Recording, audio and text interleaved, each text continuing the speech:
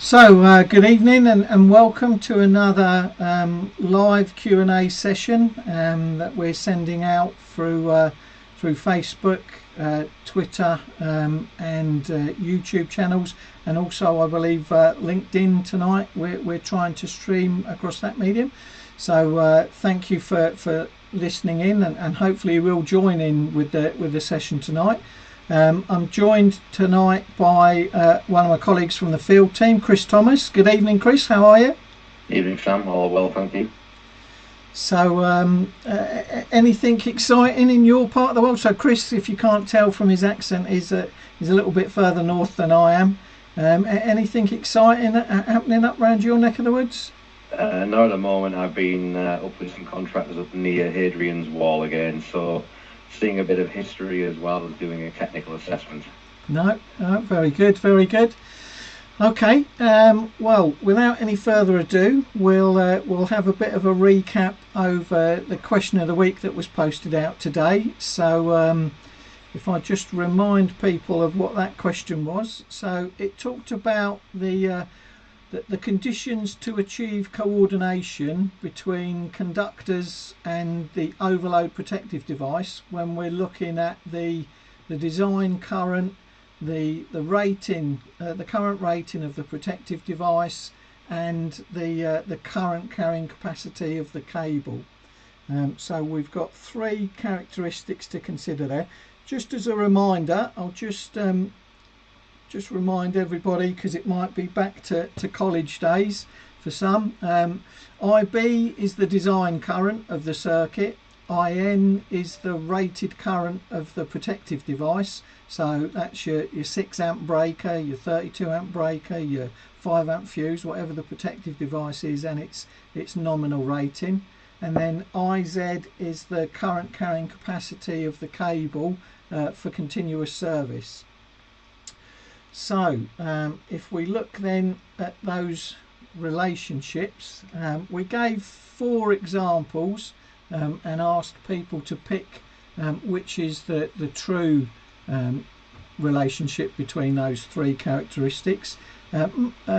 Most the channels that we've looked at on the LinkedIn and the Twitter channel, most people seem to be getting it right. So if we take a look, it's actually written in words in regulation 433.1.1, so sometimes that's easier to read than the mathematical symbols. So the first part of that reg tells us that the rating of the protective device has to be equal to or greater than the design current, and I guess that means, you know, otherwise if it was less than the design current, that means our protective device is going to operate under normal operation, so we're going to get great nuisance tripping if it was less than. So the rating of the protective device should be equal to or greater than the design current. And then the second element, the rating of the protective device has to be equal to or less than the current carrying capacity of the cable, because if it were greater than, then we wouldn't be providing that cable with overload protection, which is the purpose of our protective device. So the fully correct answer was option C, where IN, your protective device rating, should be greater than the design current or equal to, but it should be less than or equal to the current carrying capacity. For the eagle-eyed people, option A actually is also acceptable, where they are all the same, but that only caters for one incident. So C caters for the same and is the more wholesome correlation between those 3. So anything else you'd add to that, Chris? The common contravention I see for that is the relationship between IB and IN. So for example, the classic example I've come across is when electric showers used to be upgraded to a higher power setting. What used to happen basically is the existing circuit protection sometimes gets overlooked. It's drawing more current and then it trips the breaker out or the fuse out on overload. So that's probably the most common example where people sometimes breach that and don't think about that relationship. Right, yeah. So where they've added a bigger load with a greater design current, and they've tried to maintain the existing protective device. Yeah. And shower's a good example of that, isn't they? Where they very common with the DIYers as well. Yes, I was just going to say where they've bought the latest, biggest, most powerful shower they can get because they think that's got to be better, without realising that their existing installation won't manage it. Yeah, absolutely. Okay, we'll take a look at some other questions that have come in over the last couple of weeks. So another one is to comply with the requirements of dividing the installation to minimise the inconvenience in the event of a fault. Do we now need to provide RCBOs to protect each individual circuit, or is a dual RCD board still acceptable? So what are the thoughts along those lines, Chris? Yeah, so dual RCD boards are still acceptable. You've still got to give consideration to the division of the circuit. So, for example, you don't have all power and all lighting on one side, so you split the mix a little bit. But you can still use them. Obviously, it's not as good as having individual additional protection like an RCBO, but at the same time, with a bit of careful consideration, it's not a problem. It's you're grouping circuits together. If you give a bit of thought to that won't be an issue. You've got the RCBO option as well, which in an ideal world is the best option. And then obviously in terms of front-loaded or front-ended RCDs, which protect the entire board, I mean, it's best to try and avoid that, because although it's going to maintain safety and it's going to isolate the circuit, it's not great for division of circuits because you're going to lose power to all circuits. So it's not the best option, but if you give a bit of careful consideration, it's still perfectly acceptable to use the dual split boards. I think I guess it's just natural progression in that when we first started with RCD protection, we used to put them up front because of the enhanced protection they gave compared to breakers and fuses, but then realised that created a single point of failure. We've then gone to the dual RCD board, and now gone to the RCBOs per circuit. So as you say, that's the ideal. But yeah, if you still give consideration, so in a typical domestic, however we're going to split the house, whether it's up and down or front and back, if you sort of cross over lighting and power, so upstairs lighting with downstairs power and downstairs lighting with upstairs power, that means then that you've still got the opportunity to have some power on each floor if you lose that side of the board. So yes, some consideration like that. So yeah, it's not excluded by any means, but you just need to give some consideration to how you're actually going to split the installation across the two sides of the RCD. Absolutely. Another one that's come in is does the pipe work for a domestic boiler require additional equipotential bonding for electrical safety reasons? So I think this is what people often refer to as cross bonding at the boiler. So do we need to install that? No, there's no requirement for it. I mean, we need to be very clear on the difference between main protective bonding and supplementary bonding. Supplementary is obviously in addition to the existing bonding, but if the main protected bonding is in place correctly, it shouldn't really be a requirement. I think this is one of those areas where the gas and the water industry kind of cross over with us a little bit in the electrical industry. So we tend to find that there's a little bit of a difference in opinion between the two industries, basically. But there is no requirement.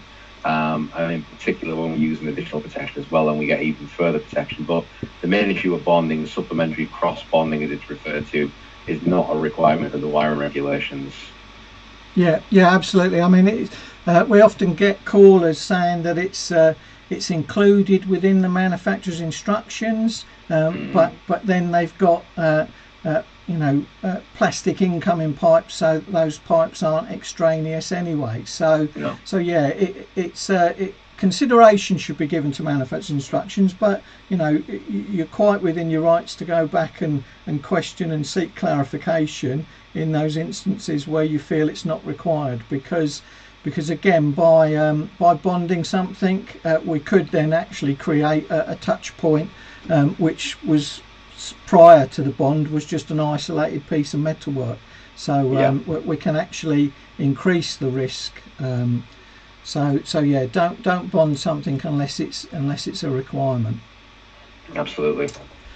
Another one along similar lines, we often get there's a regulation in 7671 which says that except where recommendations of other safety standards apply, circuits for safety services shall be independent of other circuits. And that then raises the question, am I permitted to supply domestic smoke alarms from an existing domestic lighting circuit, or do they need their own independent circuit?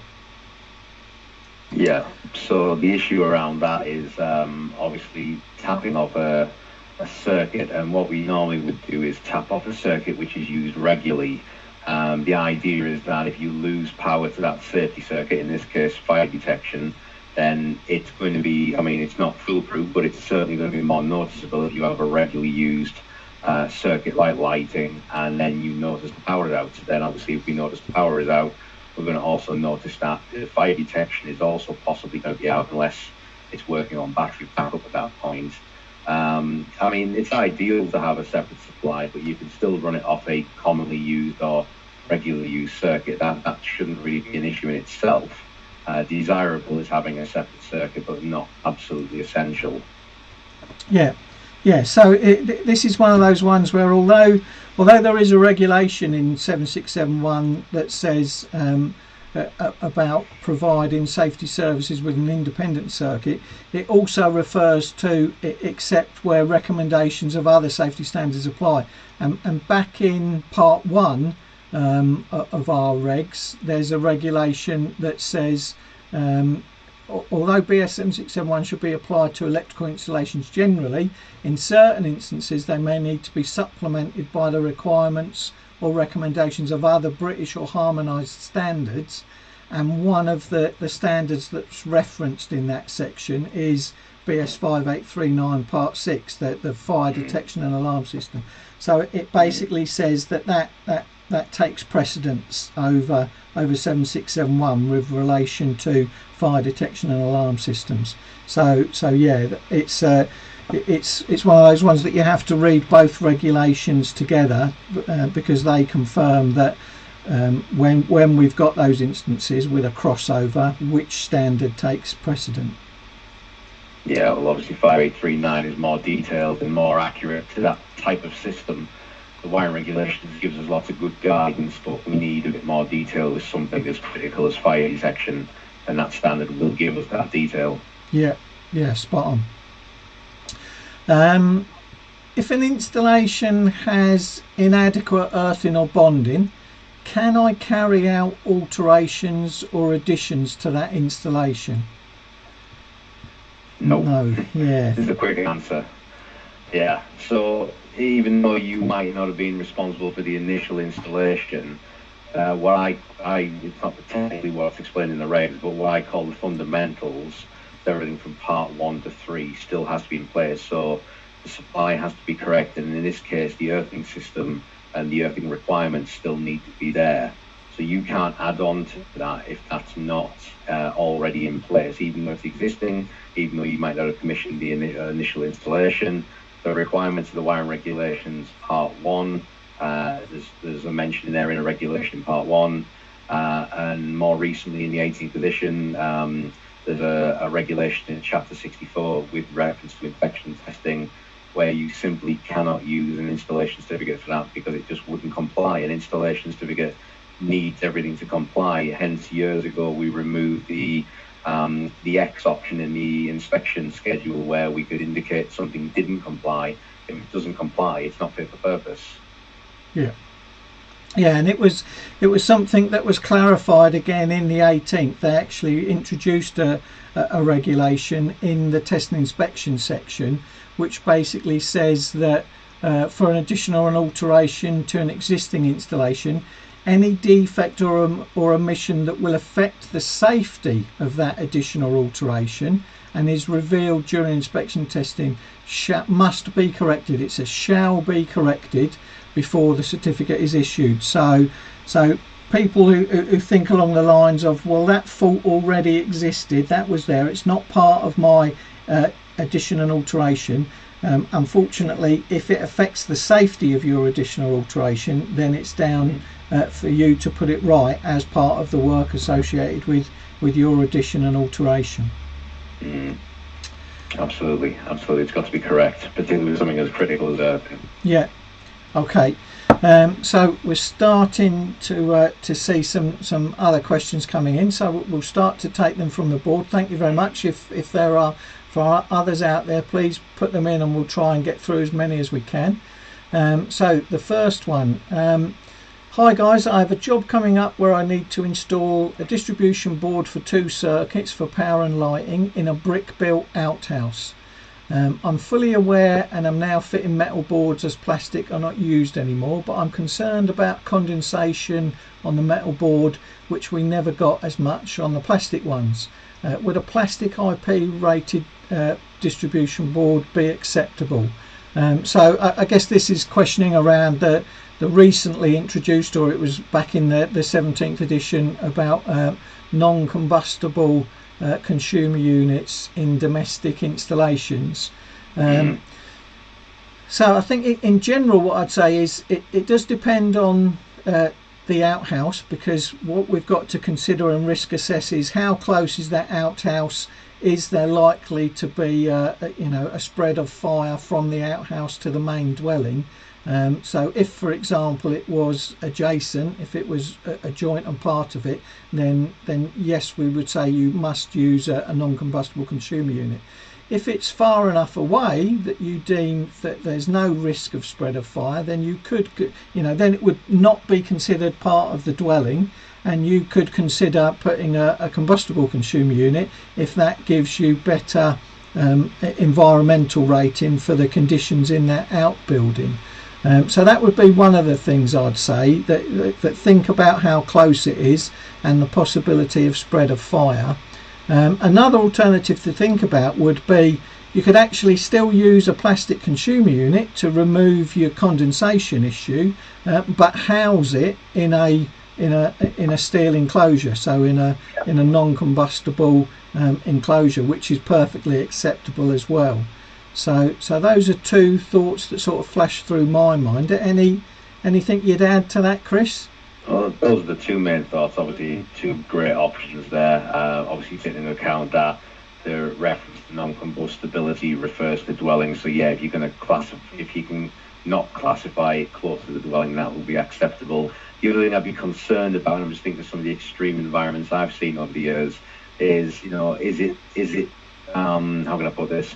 The condensation, is it just a typical build-up, or is there something in the location which is going to cause extreme condensation? If that's the case, then you may be looking at greater protection in terms of IP protection to the board rather than just a standard board. It depends what's in the outhouse, really. I mean, typically there's not going to be a great deal in there, but if there's going to be extreme conditions, then you might want to consider greater rated boards. Yeah, no, it's a really good point. I mean, the engineer that's put the question in has added a little bit further to say that it is just an old single skin brick built outhouse, which they want to put a freezer and a tumble dryer in. It will be RCD protected, but just know that the metal boards will get that bit colder, and early mornings etc. will cause condensation, I guess, because it's not a room that's going to be heated, it's not a room that's going to be regularly used. So yeah. Well, from experience, I've seen, depending on what the customer's going to do, are they going to run the vent out into the atmosphere, or are they going to have a good vent on the wall? It depends where they're going to run the exhaust to from the tumble dryer. Yeah, because that Yeah. can create a lot of moisture and also a build up of dust. Yeah. I've seen that over time. So Definitely. so yeah, so hopefully that's helped in that you know, depending upon the distance, you could consider a plastic board, even if you wanted to provide the same degree of protection against spread of fire. Think about a plastic board housed in a metal or non-combustible enclosure. Mm. Okay, another one, is there a way of calculating earth fault currents on parallel resistances of dissimilar metals, as in an SWA when the CPC and armourings are both earthed? Yes, there will be. So if you can work out what the fault current is by measuring or calculating the total resistance, then the current will spread between the two in the inverse ratio. So the lower resistance will take the highest current. So just to give you some numbers, you know, if it was 1 ohm of copper conductor and 2 ohms of steel, then the 1 ohm of copper conductor is going to take 2/3 of the current, because it's that much less resistance, and the 2 ohm steel will take less of the current, so it will only take 1/3.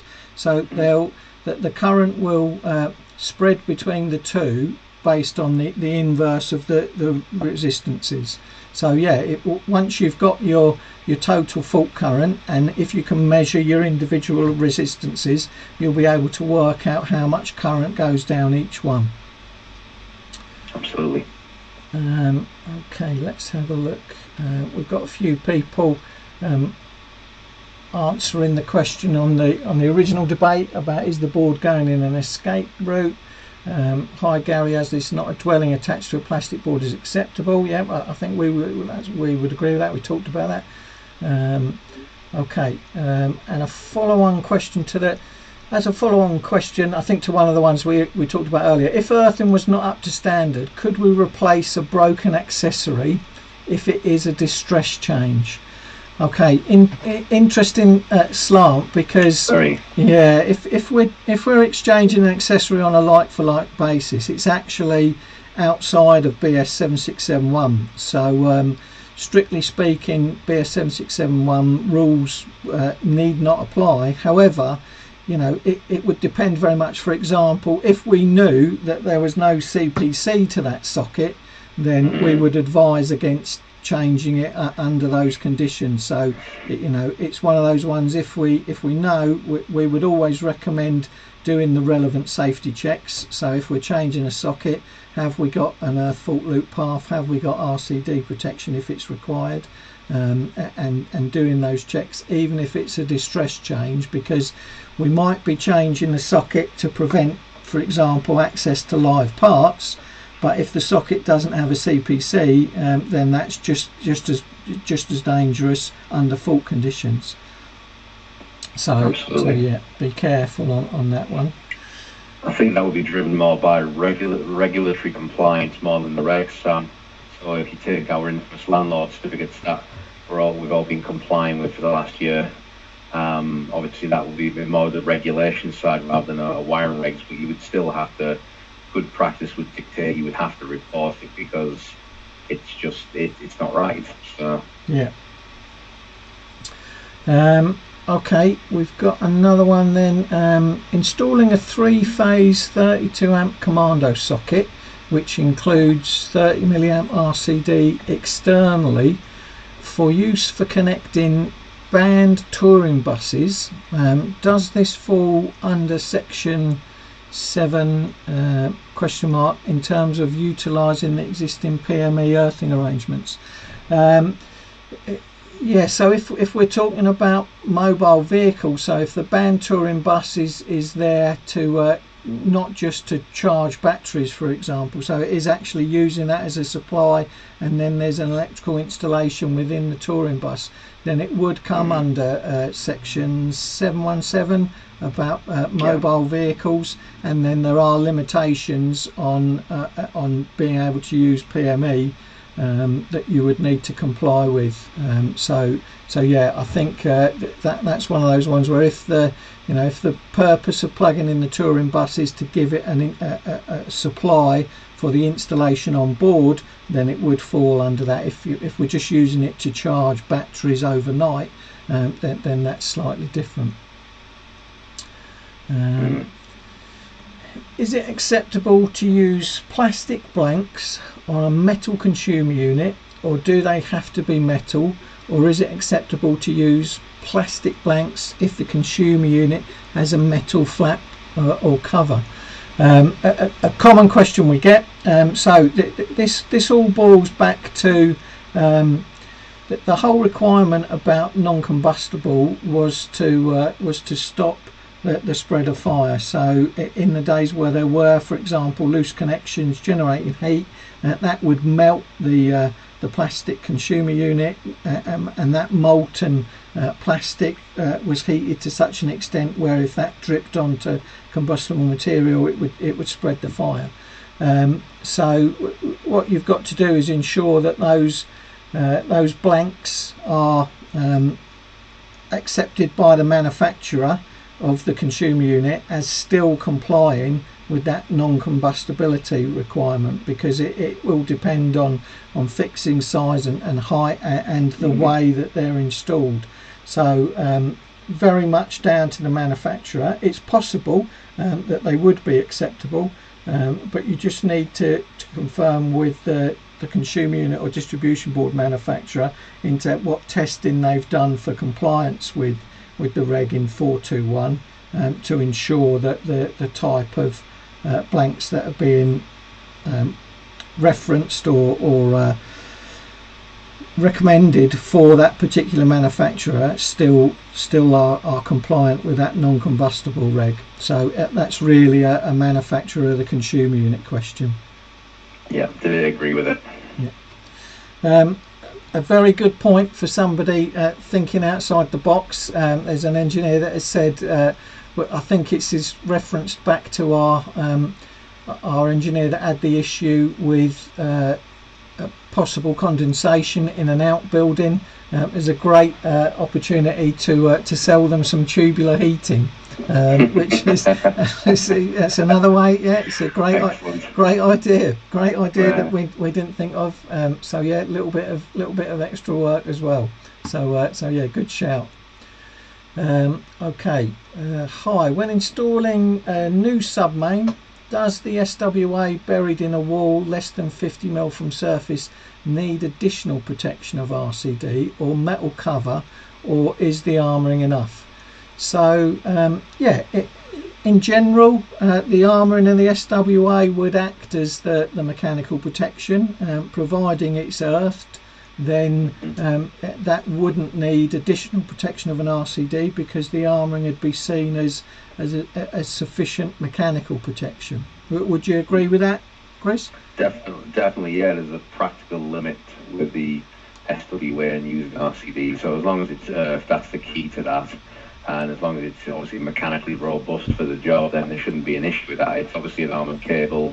It's got the strands of the armour, so that should be enough for any impact at less than 50 mm. As long as it's earthed, it should be okay. On a practical level, there shouldn't be any issues with that. Okay. Another common question we get, when doing a rewire on a property, does the distribution board need to be installed at a certain height, or can it go at any height? They've added that, I know, new build going anyway, as it's a rewire. So I think same question. On a full rewire on a domestic property, does the distribution board need to be at a certain height like on a new build, or can it go to any height as it's a rewire?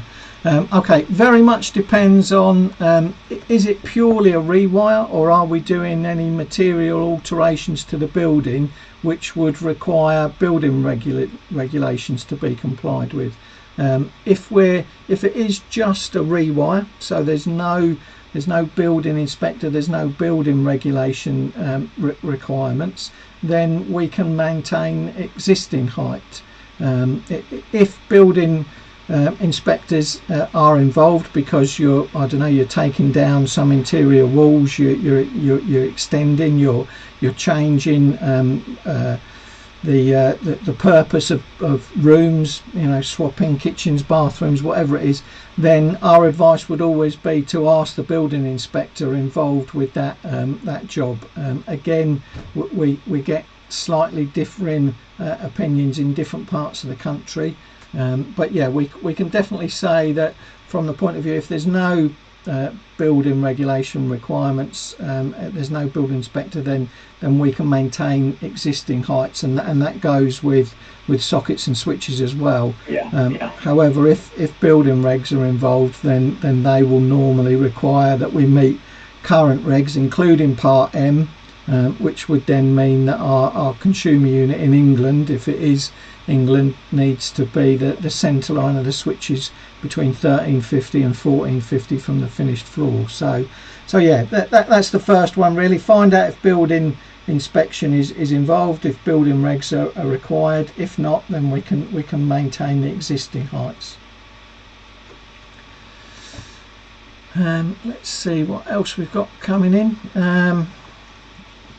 What classification code should be assigned to the seal on the D&O cutout being removed? So if we're doing a condition report and the seal's been broken, do we need to code that, Chris? No, it's not an electrical safety issue. I mean, I think we know what sort of issue it is. Somebody may have been in there and possibly interfered with it, but it needs to be, you need to make a note of it. It doesn't need any classification as such, because it's not technically an electrical safety issue, and I know some people would probably debate that with me. You basically make the owner aware of it. They should then report it to the DNO, and then obviously from your perspective make a note of it on your certification, but it wouldn't be worthy of any classification as such, because it's technically, if it's just a cut seal, assuming everything else is in order, it's not technically an issue. Yeah, absolutely. So long so long as the device, the item of equipment, the meter, the head, whatever it is, hasn't been tampered with, it's not open, there aren't any live products. If it is closed properly and sealed properly, and meets all the requirements of barrier enclosure protection, then yeah, it's not a safety issue, as you say, for the user of the installation. But we would still suggest that the owner or the occupier contact the DNO, if it is the DNO's service head, or the energy provider if it's the meter, to let them know that the seal's been broken, and hopefully they will then come around and replace the seal. But yeah, it's something worthy of note, but it's not a safety issue. No, definitely not. Okay, we've got another one.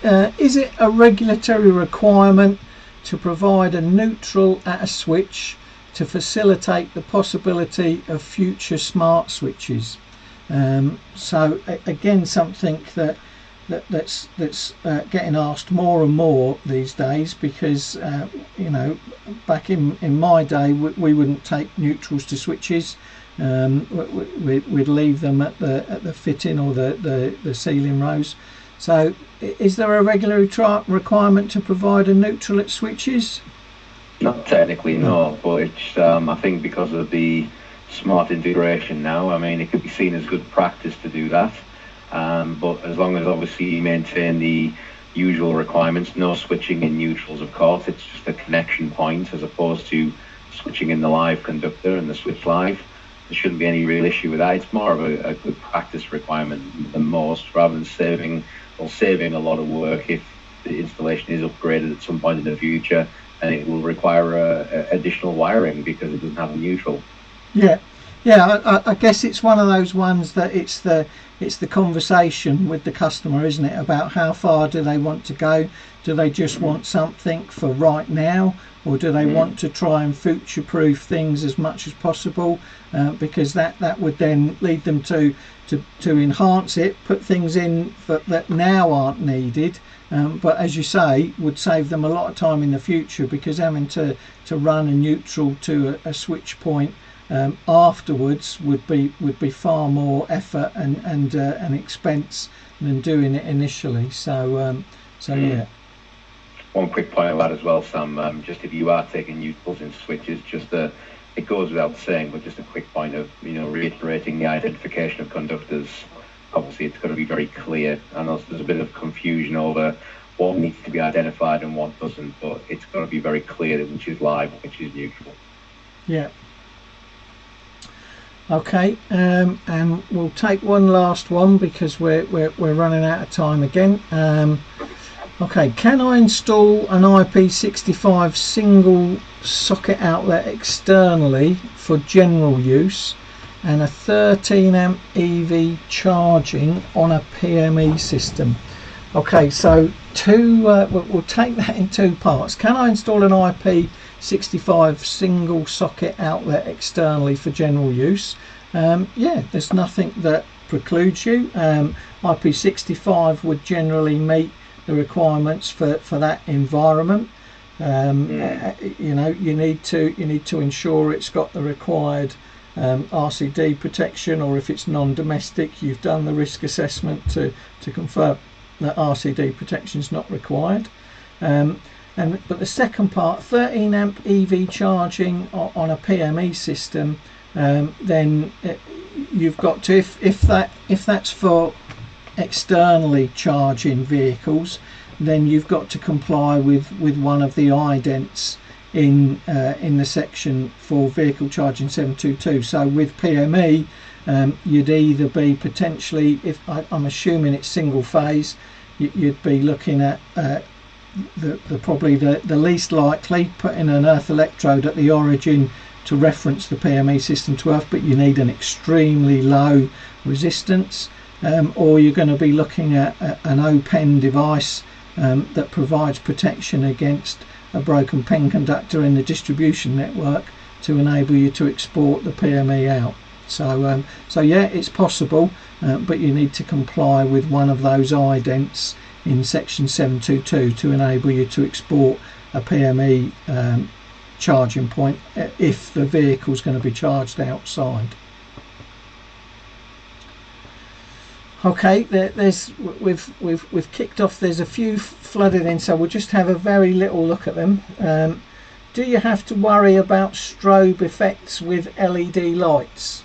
Well, it can be an issue. I think if you speak with manufacturers and pick a reputable manufacturer and install to their instructions, you shouldn't generally have any issues.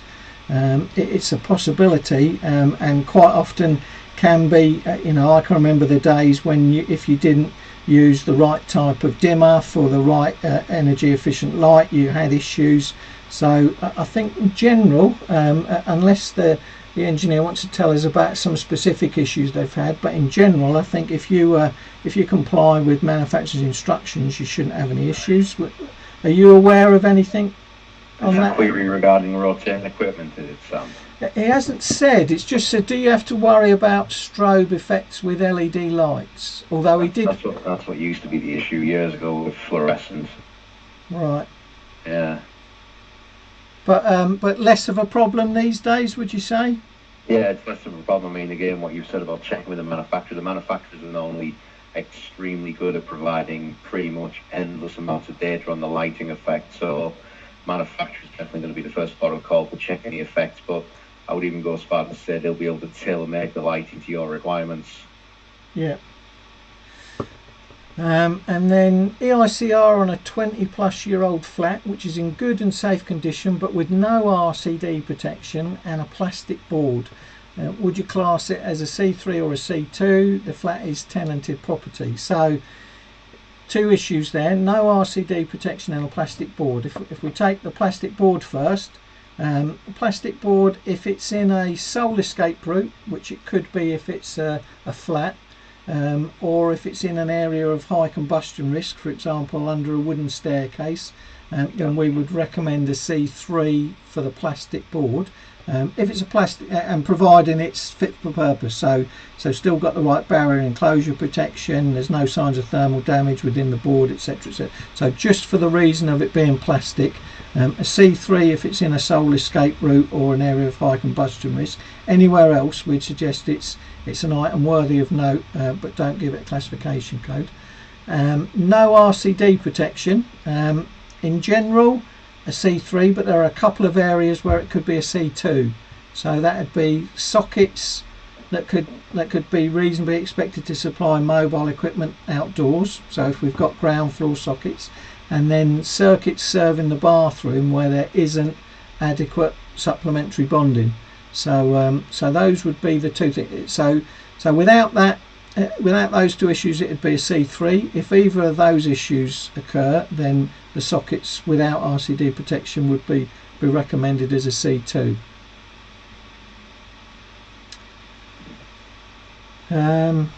Okay, I think that's about it for us for tonight. Thank you very much if you did put some technical questions in.